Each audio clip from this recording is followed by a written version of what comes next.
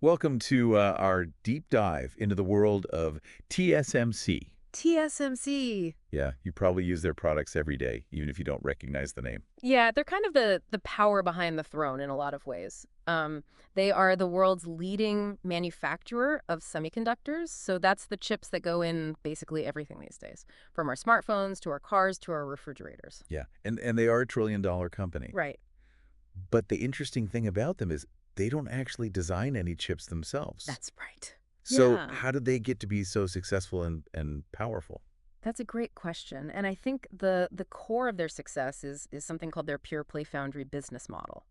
So what that means is they only manufacture the chips. They don't design them themselves, and that leads to a really unique relationship with their customers that I think is really core to their success. So why is that so important? Why is that trust factor so important in the semiconductor industry? Well, you can imagine if you're Apple and you've spent millions of dollars designing this incredible new chip that's going to be in the next iPhone, that's going to give you a competitive edge over everyone else. Mm-hmm. You're going to be really careful about who you hand that off to actually manufacture the thing. Yeah, you're literally handing over your crown jewel. Right, Yeah, exactly. So yeah. you want to know that that company's not going to steal your design, that they're going to be able to make it with the quality you need. And that's where TSMC's pure play model comes in, Hmm. because they're not designing chips themselves. There's no conflict of interest there. They're not competing with their customers. So they can really focus on just being the best manufacturing partner possible. And that, I think, really builds trust. It's like it's a built-in moat Exactly. in terms of not stepping on anyone's toes or competing with your customers. Yeah, it really is. It's like a key part of their moat, in a sense. And that trust isn't just um, legalese and contracts. It's built on actual personal relationships. And a great example of that is the relationship between Morris Chang, the founder of TSMC, Yeah. and Jensen Huang, the CEO of Nvidia. Yeah, this is a fantastic story. So back in 1997, Jensen Huang actually hand-wrote a letter to Morris Chang, basically pleading with him to work with this fledgling company, Nvidia. And at that point, Nvidia was pretty close to bankruptcy, Yeah. right? So it seemed like a pretty risky bet. Huge risk. Yeah, I mean, they were really on the ropes. Yeah. And apparently when Morris called Jensen back, he was in a meeting with a bunch of other people, and he just like said, "Everybody be quiet." Wow. Morris Chang's on the phone. Mhm. Yeah, so I mean, talk about commanding respect. Wow. But yeah, I think Morris saw something in Jensen and this vision for NVIDIA, and he agreed to meet with him. And that meeting was really the beginning of a partnership that has lasted decades. Yeah. And both companies have obviously become giants since then. It's amazing how a simple, decision to take a meeting can lead to such world-changing outcomes. Yeah, totally. I Yeah. think it speaks to Morris Chang's leadership and also just his kind of understanding of the importance of relationships, Yes. even with a company that at the time was, really struggling. But it wasn't all roses, was it? No, it wasn't. Because I remember reading about there was a significant quality control issue Yeah. back in 2009 that really put this relationship to the test. Yeah, so this was with the 40 nanometer chips that Mhm. TSMC was making for Nvidia, and there were some yield problems. So basically, they weren't able to produce as many working chips as they expected. Mhm. It was a costly setback. Yeah. And Morris actually had stepped down as CEO by this point, but felt the need to step back in and personally take control of the situation. So he called all of his major customers, including Jensen, just to assure them that, he was on top of it, he was going to fix it, and even flew out to Silicon Valley to meet with Jensen in person. Yeah. And not in a boardroom. They had dinner at Jensen's house. Pizza and salad. It's like a It's amazing. a much more human Yeah. way of doing business than you would expect. Totally. And I think Morris was very deliberate about this too. Like, the story is that he made sure they didn't talk business until after dinner Oh, wow. at 8 p.m. sharp. Okay. So he wanted to make sure that, that personal rapport was still there. Yeah. And then when the clock struck 8, he presented him with a settlement offer of over $100 million Wow. and said, this is good for 48 hours, no negotiation. Wow. And Jensen accepted it within 2 days. That's pretty amazing. Yeah. And I'm guessing that only further solidified the relationship. It did. Yeah, and I think it shows TSMC's willingness to, take responsibility for mistakes and really put their customers first. Mhm. And I think that kind of long-term thinking is something that's really differentiated them. It seems like such a key part of their culture Yeah. that was instilled by Morris Chang from the beginning. Yeah, this emphasis on integrity and customer relationships, and just a very meticulous problem-solving approach, I think, is really a hallmark of TSMC. It's pretty amazing how that's translated into just monumental success for Yeah. the company. Yeah, for sure. I mean, it wasn't easy, Of course. especially competing with, established giants like Intel. Right, and I think that's a really key part of the TSMC story, Yeah. is understanding how they went up against these giants. Yeah. So in the early days of the semiconductor industry, the dominant model was vertical integration. Right.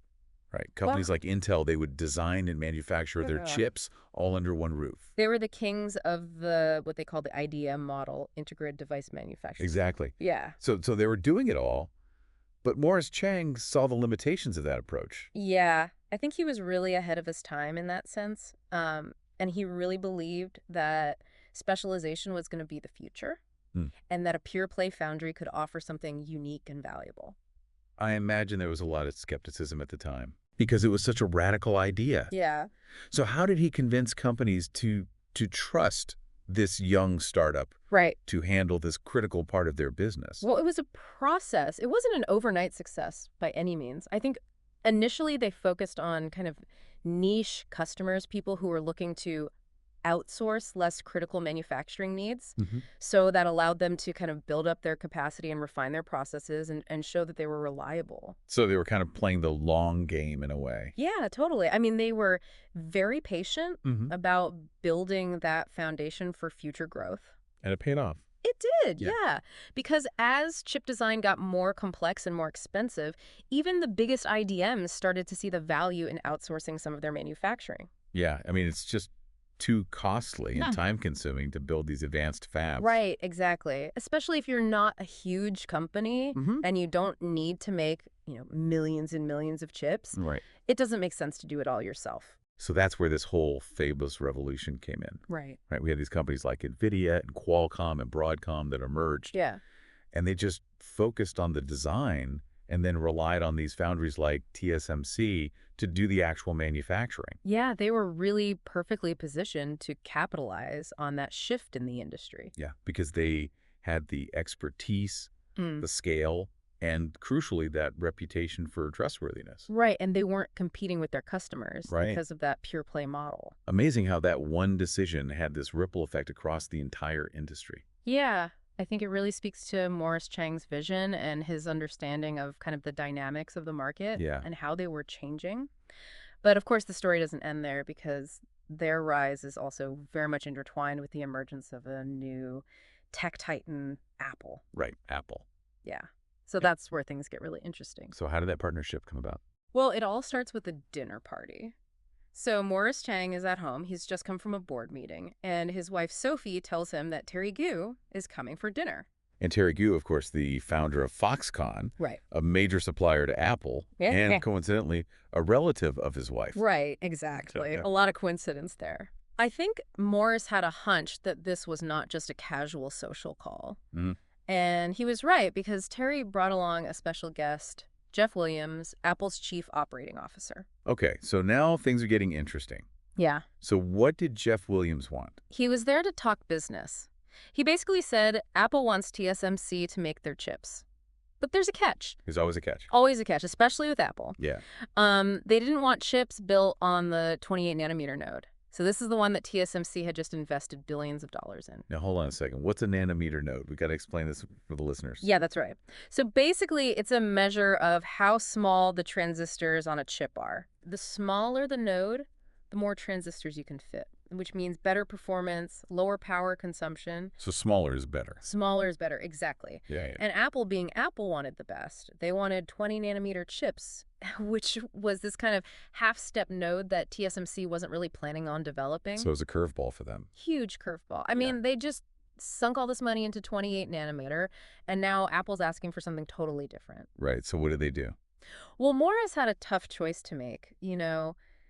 Do they invest even more money to accommodate this request, even if it means kind of delaying their roadmap for the more important 16 nanometer node? I imagine the stakes were pretty high. Yeah, huge stakes. I mean, this was potentially a game changer for TSMC. So they knew they needed some help. So they turned to Goldman Sachs. Right. They'd had a long-standing relationship with Goldman, and they knew they'd be valuable when the time came. Mm-hmm. So Goldman helped them figure out how to actually finance this unexpected demand.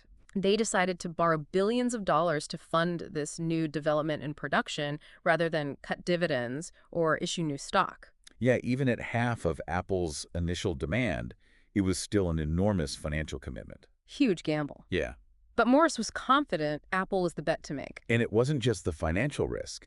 It was the fact that they also had to contend with Intel, Right. which was the giant in the industry. Yeah, so remember Jeff Williams had asked for a 2-month pause in their discussion? Hmm. That was because Intel, at the highest levels, had approached Apple about making their chips. So there was a real possibility that Apple might choose Intel over TSMC. Yeah, Intel was still a formidable competitor, but their reputation had taken a hit. Mm-hmm. They were kind of known for their arrogance and inflexibility with customers. Yeah, it sounds like that IDM model that had been their strength was becoming a little bit of a liability.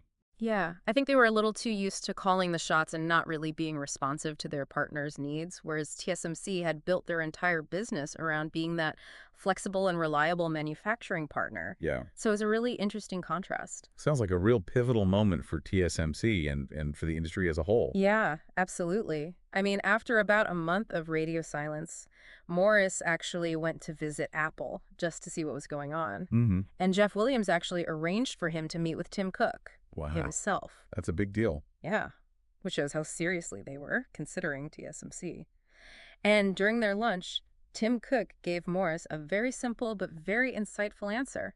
He said, Intel just doesn't know how to be a foundry. It's a great line. It's a great line. It wasn't about their technical ability or their capability. It was about Their mindset, yeah. their approach. They were too stuck in their old ways of doing things. Right. They hadn't adapted to the changing industry. Yeah. Whereas TSMC had embraced that fabulous model Yeah. and built their company around serving their customers. So it really was that customer-centric approach that won over Apple. Yeah, I think so. And obviously that decision has had a huge impact on the tech landscape, right?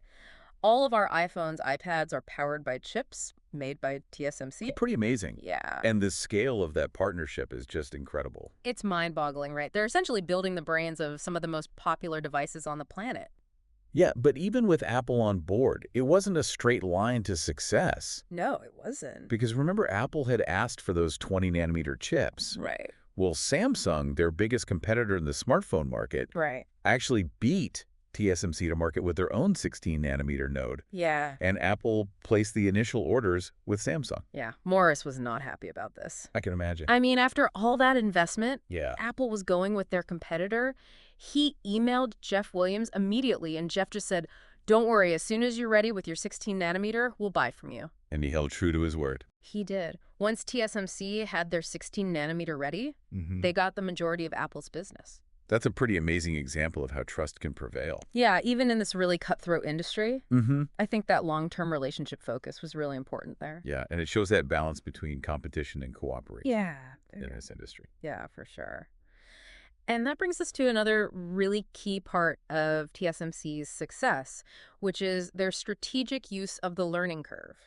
Okay, break that down for us. What is the learning curve, and how do they use it to their advantage? Yeah, so basically the learning curve is this idea that the more you produce something, the lower your cost per unit becomes. It's about gaining experience, becoming more efficient over time. So TSMC's willingness to accept lower margins initially, even maybe lose money on those first 20 nanometer chips with Apple, was a calculated risk. They knew that by securing that volume, they would move down that learning curve faster than anyone else. And as they got more efficient, their costs would come down. They could offer more competitive pricing and then capture even more market share. It's a pretty brilliant strategy. Yeah, it's a long-term strategy though, right? Right. Requires patience, discipline, and a deep understanding of the market, Yeah. but it's really paid off for them. It's amazing to think about how that one concept has played such a pivotal role in their success. Yeah, totally. And it's a key reason why they're so difficult to compete with now, because they've been producing at such a massive scale for so long that they're just incredibly efficient. Yeah. It's kind of a self-reinforcing cycle. Yeah. Success breeds more, success leads to more efficiency, lower costs, and Right. it just keeps going. And that also brings us to another really important part of the TSMC story, which is their roots in Taiwan and this unique ecosystem that's developed around them. Right. We've talked about Hsinchu Science Park, Yeah. often referred to as the Silicon Valley of Taiwan. Yeah. What's so special about this place? Well, it's this incredible cluster of university suppliers, customers, all concentrated in one area. So you've got world-class institutions like National Tsinghua University and National Chiao-Tung University producing, top-tier engineers and Yeah, scientists. it's a talent pool. It's an incredible talent pool. Hmm. And then you've got all these suppliers, providing everything from raw materials to specialized equipment, all within a stone's throw of TSMC's It's factories. like a one-stop shop. Yeah, and it allows for really rapid prototyping and feedback loops and just constant exchange of ideas. Yeah, very collaborative environment. Yeah, incredibly collaborative. And then, of course, you have the customers like Apple and Nvidia with their design teams often located nearby as well. Hmm. So that enables really close collaboration and, rapid problem solving and a shared understanding of each other's needs. It's amazing. It sounds impossible to replicate. It pretty much is. It would be incredibly difficult to recreate that kind of ecosystem anywhere else, Right. and certainly not in a short amount of time. Yeah, so that's a really key strategic advantage that TSMC has. Yeah, it really is. And it brings us to another really critical dimension of their story, which is the geopolitical forces that are kind of shaping their future. Yeah, I mean, their success hasn't gone unnoticed, particularly by China, Right. which has their own ambitions in this industry. Right. So how is TSMC navigating this increasingly complex landscape? It's a tough situation. Yeah. They're kind of caught between a rock and a hard place, right? Mm. They need to maintain good relations with both China and the U.S. Mm. while also safeguarding their own interests. It's a tough balancing act. Yeah, it really is. So on the one hand, they're a Taiwanese company, and their success is a source of pride for Taiwan. They want to continue to be a major player in Right. the global industry. But on the other hand, they can't ignore the reality of China's ambitions, right? They're a giant neighbor Mm. with growing technological prowess. Mm. And they have this stated goal of really dominating chip manufacturing. And then you have the U.S., which sees TSMC as a key ally in countering China. Right. So there's pressure on TSMC to shift production away from Taiwan and to limit their collaboration with Chinese companies. Yeah, so they're being pulled in all these different directions. How are they responding to this? Well, they're trying to find that middle ground. Yeah. They've announced plans to build new factories in the U.S., which is seen as a way to appease the Americans and kind of diversify their manufacturing base.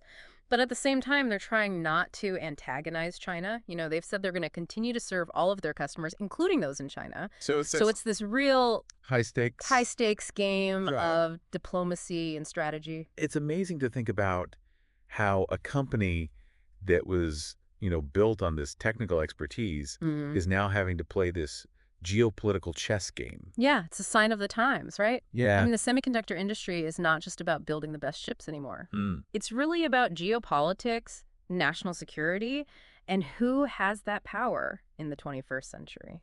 It really makes you wonder what the future holds for TSMC. Yeah. Can they maintain their position in this increasingly polarized world? It's a huge question, and I think a lot depends on what happens with that relationship between China and the U.S. Right? If tensions continue to escalate, they could find themselves in a really precarious situation. Yeah, it's a reminder that even the most successful companies are not immune to these global forces. Right. Their fate is very much tied up with the larger political and economic trends. Yeah. But TSMC is a company that has overcome challenges before. Yeah. They've been through ups and downs. Yeah. They face competition from rivals. Yeah. They've navigated these technological transitions. They have this track record of resilience Yeah. and innovation. Yeah, and they have this strong foundation of expertise in customer relationships and this deep understanding of the industry. And I think we should also acknowledge the legacy of Morris Chang. Absolutely. He wasn't just a CEO. He was a visionary Yeah. who really shaped the industry. Yeah, it'd be interesting to dig a little bit more into his journey and the impact he's had. Yeah. And we haven't talked that much about his early career at Texas Instruments. Yeah, can you share some insights about his time there? Yeah, so that was actually really crucial to his development as a leader Okay. and his understanding of this world. He spent 25 years at TI, rising through the ranks What? to eventually become the head of their worldwide semiconductor business. That's incredible. So it's a pretty remarkable career path. Mm-hmm. And I think he took away a couple key things from that experience. First of all, he gained this deep technical understanding of the industry. He was involved in developing some of the earliest integrated circuits. Wow. And he saw firsthand how quickly things were moving. He was there at the very beginning. Yeah, he was there at the dawn of the semiconductor revolution. And so that gave him this unique perspective on the industry's potential. But he also really developed his management skills at TI. He learned how to lead big teams, how to navigate these really complex organizational structures, and how to make strategic decisions in a rapidly changing environment. Sounds like it was a great training ground. Yeah, it really was. I mean, it prepared him for the challenges he would later face when he started TSMC. Yeah. But there's one more thing that's really crucial that he took away from TI, which is that understanding of the learning curve. Right. And that's something we talked about, how important that was to TSMC's success. Yeah, so it was at TI that Morris really started to understand the power of volume manufacturing and the impact it could have on costs and efficiency. He saw firsthand how, as production increased, costs went down, quality improved. So he was already thinking about this back then. Yeah, and those insights proved to be incredibly valuable when he set out to create this company that would challenge the prevailing industry model. So it's really fascinating to see how all these experiences came together to shape the leader who would create TSMC. It's really the power of lifelong learning. Yeah. Right? And it just shows that even the most revolutionary companies are often built on this foundation of knowledge and experience. Yeah, definitely. And speaking of revolutionary companies, we should probably circle back to TSMC's relationship with Apple, because that's been such a key driver of their growth and success. Right. I mean, it's been a total game changer for TSMC. It's given them this massive and reliable customer, and it's really helped cement their position as the world's leading chip maker. And it's not just the volume of chips that Apple orders. Right. It's also the prestige. Yeah, the validation. That Apple puts their stamp of approval on something. Okay. People notice. It's a huge signal to the rest of the industry, and that's helped TSMC attract other high-profile customers and solidify their reputation as the go-to foundry for the most advanced chips. But it's not without its complexities. No, definitely not. Apple is known for being very demanding. Yeah, they have incredibly high standards, and they're relentlessly pursuing innovation. How has TSMC managed to keep up? Well, it's been a constant challenge, but one they've embraced. They've invested heavily in R&D, constantly pushing the boundaries, and maintaining this incredible focus on quality and efficiency. And they've had to be adaptable and flexible. Yeah, totally. Remember that story about how Apple requested the 20-nanometer node, even though they weren't planning on developing it? Yeah. That's a prime example of how they've had to really adapt to Apple's unique needs. It speaks to the level of trust and collaboration between those two companies. Yeah, it really is amazing. They're competitors in some ways, but also partners in this incredibly complex and demanding industry. And this partnership is probably only going to become more important as Apple continues to push the envelope and as the geopolitical landscape gets even more complicated. Yeah, the stakes are definitely getting higher. The pressure on TSMC is only going to increase. But they've proven time and again that they're up for the challenge. They thrive on innovation. Yeah. And they're constantly looking for ways to improve and stay ahead. And they're not just focused on Apple. No, they have this vast and diverse customer base, right? Right. You've got Nvidia, Qualcomm, AMD, all these other tech giants. Yeah. They make chips for everything from, our phones and laptops to data centers, cars, artificial intelligence applications. It's amazing to think about how many different products rely on their chips. It's mind-boggling. They really are at the heart of the digital age. Yeah, totally. Yeah.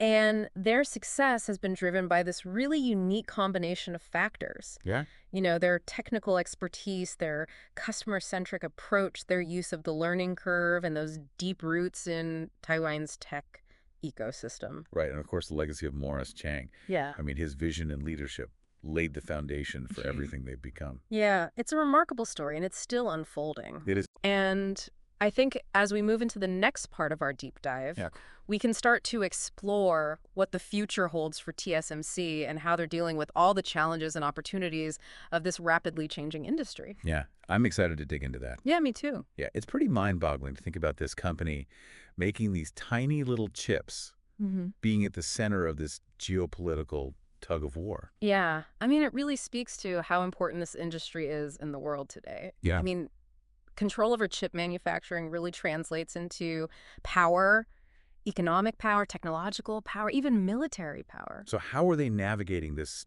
increasingly complex landscape? It's tough. I mean, they're in a really difficult spot. Yeah. They need to maintain good relations with China, with the U.S., while also protecting their own interests. Yeah. Their intellectual property. It sounds like they're walking a tightrope. Yeah, definitely. So on the one hand, they're a Taiwanese company, right? Mhm. And their success is a source of pride for Taiwan. They want to continue to be a major player in the global industry. But on the other hand, they can't ignore China's ambitions. Hmm. They're this giant neighbor with growing technological power, and they have this stated goal of becoming the dominant force in chipmaking. Right. And then you have the U.S., Right. which sees TSMC as a key ally Mm-hmm. in their efforts to counter China. Hmm. So they're putting pressure on TSMC Right. to shift production away from Taiwan and to limit their collaboration with Chinese companies. Exactly. So they're getting pulled in all these different directions. So what are they doing? How are they responding to all this pressure? Well, they're trying to find that middle ground. Okay. They've announced plans to build new fabs in the U.S., which is seen as a way to appease the Americans and also diversify their manufacturing base a little bit. Right. But at the same time, they're being very careful not to antagonize China. Mm-hmm. They've made it clear that they intend to continue to serve all of their customers, including those in China. So it's a real high-stakes game of diplomacy? Yeah. Absolutely. It's just amazing to think about how this company that built its reputation on technical expertise is now having to play this geopolitical chess game. Yeah, it's a sign of the times. I mean, the semiconductor industry is not just about making the best chips anymore. Right. It's about all of these bigger geopolitical issues, national security, the balance of power in the world. So what do you think the future holds for TSMC? That's the big question. Yeah. Can they maintain this dominant position in this increasingly polarized world?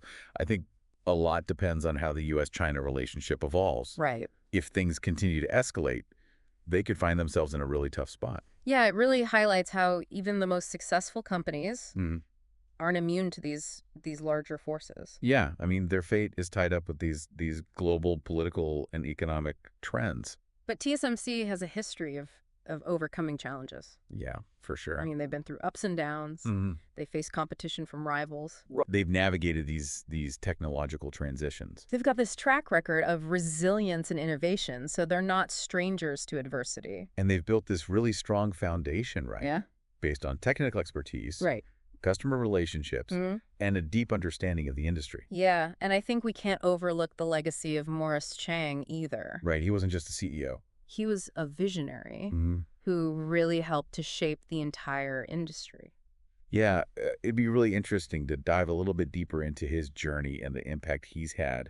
And we haven't really talked much about his early career at Texas Instruments. Right. Can you share some insights into that part of his story? Yeah, so that was actually a really crucial period for him. Okay. It really shaped his development as a leader and his understanding of the semiconductor world.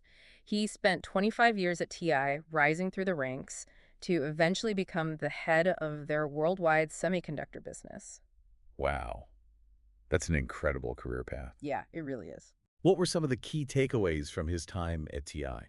I think one of the most important things he gained was that deep technical understanding of the industry. He was involved in developing some of the very first integrated circuits. Wow. So he was there at the very beginning of the semiconductor revolution. Yeah, pretty much. That must have given him this amazing perspective on the industry's potential. Yeah, totally. But he also really honed his management skills at TI. Yeah. He learned how to lead large teams, how to navigate these complex organizational structures, and how to make really tough decisions in this fast-paced industry. Sounds like it was a fantastic training ground. Yeah, it really was. It prepared him for the challenges he would face when he started TSMC. And there's one more crucial aspect of his time at TI that we should mention, which is his role in developing the concept of the learning curve. Right.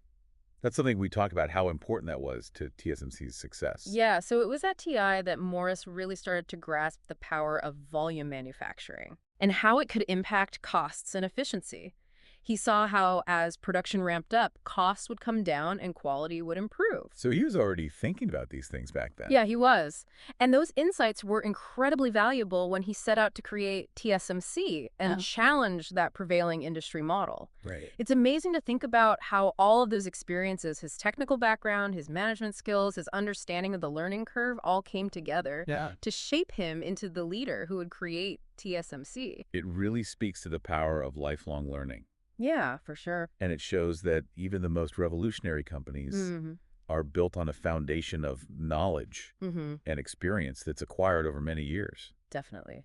And, speaking of revolutionary companies, I think we should circle back to TSMC's relationship with Apple. Right. Because that's been such a key driver of their growth and success. Yeah, it's been a real game changer for TSMC. It's given them this massive, reliable customer, and it's really helped to cement their position as the leading chip manufacturer in the world. And it's not just about the volume of chips. It's also the prestige Validation. that comes with being Apple's partner. Exactly. I mean, when Apple gives their stamp of approval, it sends a signal to the rest of the industry. Totally. And that helps TSMC to attract other high-profile customers and solidify their reputation as the go-to foundry for the most advanced chips. But it's not a relationship without its challenges. No, not at all. I mean, Apple is famous for its demanding standards. Yeah, they have incredibly high standards, and they're relentlessly pursuing innovation. So how has TSMC managed to keep up with those expectations? Well, it's been a constant challenge, but they've really risen to the occasion. They've invested heavily in R&D, they've pushed the boundaries of what's possible, and they've maintained this unwavering focus on quality and efficiency. And they've also had to be incredibly flexible and adaptable. Yeah, for sure. I mean, remember that story about Apple requesting that 20-nanometer node, Right. even though TSMC wasn't planning on developing it? That's a perfect example of how they've had to adapt to Apple's needs. Yeah, it speaks to the level of trust and collaboration between those two companies. Yeah, it really is amazing. They're competitors in a sense, but they're also partners in this incredibly demanding industry. Yeah. And I think this partnership is only going to become more important in the future as Apple continues to innovate and as the geopolitical landscape gets even more complicated. Yeah, the stakes are only getting higher. Yeah, for sure. But TSMC has this track record of rising to the challenge, right? They've faced adversity before, and they've always come out stronger. They've shown that they can adapt and innovate. Totally. And they're not just focused on Apple either. Right. They have a very diverse customer base. I mean, you've got Nvidia, Qualcomm, AMD, all these other big players. They make chips for just about everything. Yeah, pretty much. It's mind-boggling when you think about how many products rely on those chips. Yeah, they're at the heart of the digital age. And their success has really been driven by this unique combination of factors. Their technical expertise, their customer focus, their strategic use of the learning curve, and their deep roots in Taiwan's tech ecosystem. Yeah. And the legacy of Morris Chang, of course. Oh. I mean, his vision really laid the foundation for everything they've accomplished.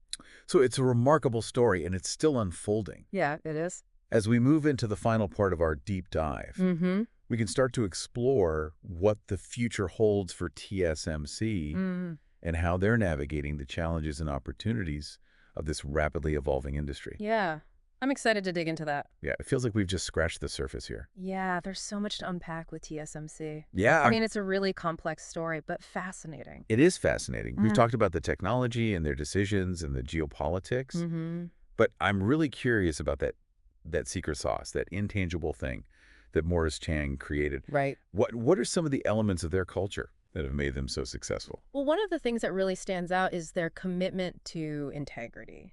It's not just something they talk about. It's really like baked into the DNA of the company. I remember reading about when they had those setbacks, like that quality control issue with Nvidia. Right. They took full responsibility. Yeah, they didn't try to point fingers or make excuses. Yeah. They owned up to it and went above and beyond to fix it. It's a refreshing approach. Yeah, totally. I mean, especially in a world where, it's all about competition. Right, cutthroat competition sometimes. It's really about that long-term thinking, building those relationships. It's about trust. In this industry, trust is everything. Yeah. And I think that's really intertwined with their customer-centric approach. They're not just building chips, they're building partnerships. Right, they're not just a vendor. Right, exactly. They're like a collaborator. Exactly. They understand that their success is really tied to the success of their clients. Mm. And that collaborative spirit, it goes beyond their customer relationships too. How so? Well, internally, they're known for having this incredibly skilled and dedicated workforce. And they invest a lot in training and development, and they create this environment where people are encouraged to share ideas and work together to solve problems. It sounds like a really unique culture. It is. It's very different from a lot of tech companies. Yeah. It's not about that kind of individual rock star mentality. It's more about that collective effort, a shared sense of purpose, Yeah. and a real commitment to excellence. And it's that culture that's their greatest asset. Yeah, more so than their technology even or their scale. Wow. I think it's what allows them to consistently deliver those high-quality products. Mhm. It's what allows them to adapt to the changing demands of the market and navigate those really complex challenges. And it's really amazing to think that that culture that Morris Chang put in place Yeah. is still driving their success, even though he's not involved in the day-to-day operations anymore. Right. He created a company that's built to last. Yeah. A company that's rooted in those strong values Mhm. and this deep understanding of the industry. So let's talk about the future. Right. What are some of the challenges and opportunities that you see for TSMC as they move forward? Well, obviously, the geopolitical situation is a big one. Right. Those tensions between China and the U.S. create a lot of uncertainty. Mhm. And TSMC is stuck in the They're middle. walking that tightrope, Yeah, exactly. trying to maintain those relationships Yeah. while protecting their own interests. And the decisions they make in the next few years are going to be really crucial. Yeah. Not just for them, but for the whole industry. Right. And then you have the technological challenges. Yeah. They're pushing the limits of what's physically possible. Mm-hmm. Moore's Law, which has driven so much progress in the industry for Mhm. decades, is getting harder and harder to sustain. We talked about that 2-nanometer fab that they're Yeah. building, which is this huge investment Massive investment. and a huge technological challenge. Yeah, it's cutting edge stuff. Yeah. And then, of course, there's the competition. China's investing heavily Right, in right. their own semiconductor industry, and they're making progress. So TSMC can't afford to stand still? No, they got to keep innovating, Mm-hmm. attract the best talent, Right. maintain their edge. Yeah. It's a tough environment. It sounds like a perfect storm of challenges. Yeah, kind of. But they faced challenges before and come out stronger. Yeah, they have this track record of resilience and innovation Yeah. that's really impressive. Yeah. And they have some key advantages going forward. Mm-hmm. Their technical expertise is unmatched. Right. They have these deep relationships with their customers. Yeah. And their culture is a huge asset. Right. The legacy of Morris Chang. Exactly. So the future is uncertain, but it's clear that TSMC is a company worth watching. Absolutely. They're at the forefront of this critical industry. Yeah. And their decisions are going to have ripple effects across the world. Totally. It's been an incredible journey learning about their story, Yeah. from their humble beginnings to their current position as this global powerhouse. It's an amazing story of innovation and perseverance. They've really transformed the tech world, Yeah, they've defied the odds. and their story is far from over. Yeah. So as the semiconductor industry continues to evolve and the world changes around us, TSMC will be at the center of it all. They'll be shaping the future of technology and Yeah. ultimately our lives. Absolutely. Yeah. So the next time you pick up your smartphone or open your laptop or interact with any device with a chip in it, think about TSMC. Yeah, think about the power Yeah. behind those tiny little chips. Yeah, it's a story of human ingenuity and the power of a company that's really built to last. Definitely. Thanks for joining us for this deep dive. Yeah, this is great.